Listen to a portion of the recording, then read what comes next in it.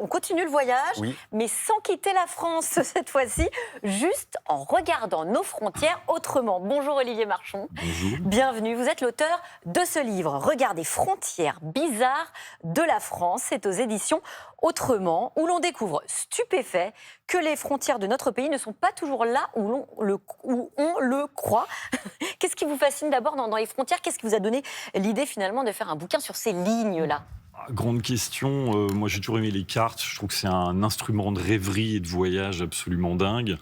Je suis un peu mathématicien, un peu geek, donc les frontières m'intéressent. Ce qui m'intéresse dans la frontière, je pense, c'est aussi finalement la seule fiction qui existe sur une carte. C'est vrai. Voilà, ce sont des conventions entre humains, mais pourtant elles ont une importance assez capitale, et peut-être justement parce que c'est des fictions. Voilà. Alors, on va prendre des exemples concrets. Votre livre en est truffé. Le Mont Blanc, pour commencer. Oui. Alors, à qui appartient le Mont Blanc? Le Mont Blanc, la France, ça, l'Italie, colocation? La question que tout le monde se pose depuis 1860. Pour nous, Français, le Mont Blanc, il est intégralement en France. Il n'y a aucun problème. D'ailleurs, notre version de la frontière fait que le Mont Blanc se trouve intégralement en France. Les Italiens sont partageurs. La frontière passe au sommet.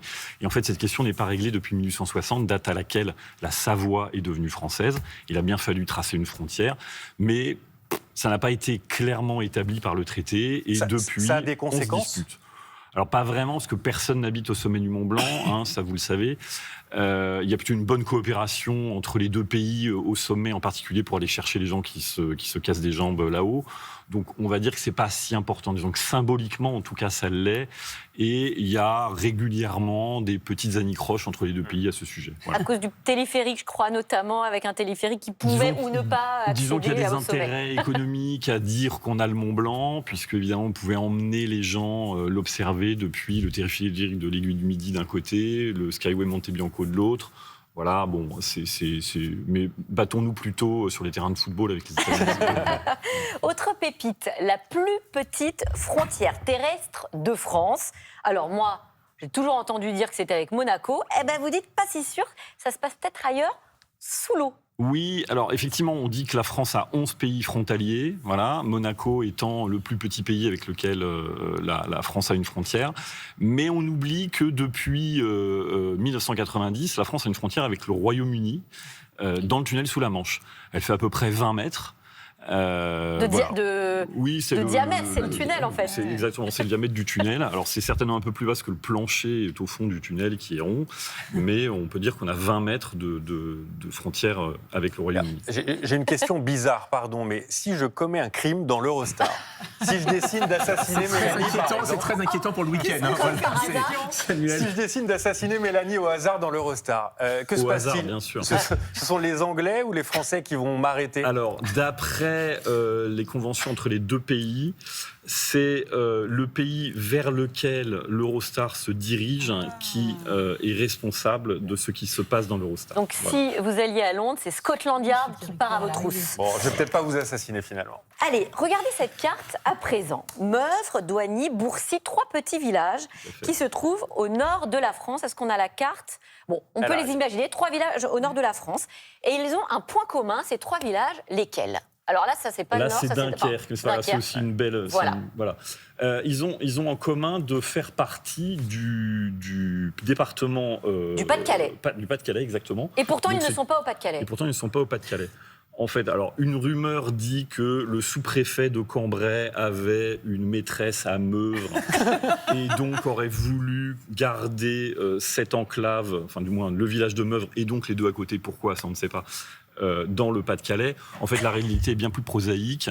Lorsqu'on a créé les départements en 1790, ces 3 villages faisaient partie du Pas-de-Calais. Il y avait une continuité entre les deux départements, pardon. Et puis en 1807, Napoléon a imposé le cadastre.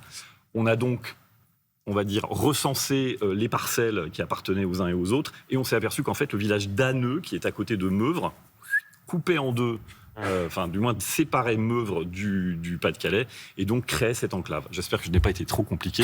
Si vous voulez tout savoir, lisez mon livre. C'est ce qu'on va faire. Et dans ce livre, on découvre aussi que un petit bout de territoire espagnol existe en France. Oui. C'est quoi cette histoire? Alors, le village de Livia, ou plutôt la ville de Livia, ça a son importance justement, se trouve en France, ou plutôt en Espagne, puisque c'est une enclave espagnole en France. Et sur le territoire français. Mais sur le Pas territoire loin de français. Perpignan. Exactement. Il se trouve d'ailleurs qu'une route neutre est mise à disposition. Neutre, elle est française, mais elle a été neutralisée. C'est-à-dire elle est mise à disposition des Espagnols pour pouvoir circuler librement depuis le territoire principal de l'Espagne vers Livia. Alors évidemment, à l'heure de Schengen, aujourd'hui, ça n'a pas beaucoup de sens. Mais à l'époque où il y avait encore des douaniers, c'était tout à fait possible de circuler en France sans se faire contrôler par la douane française pour aller à Livia.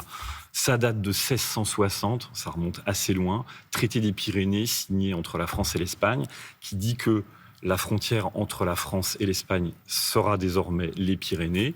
Et il fallait partager le plateau de Cerdagne entre les deux pays. Et on s'est partagé les villages. Or, Livia était une ville. Et donc les commissaires espagnols en charge du partage ont argué du fait que c'était une ville et donc elle ne pouvait pas devenir française et donc elle est restée espagnole. Incroyable. Cette histoire Passionnant. est passionnante. Et il y en a beaucoup d'autres comme ça dans votre livre. Merci Olivier Marchon. Merci à Frontières vous. bizarres de la France, c'est aux éditions Autrement.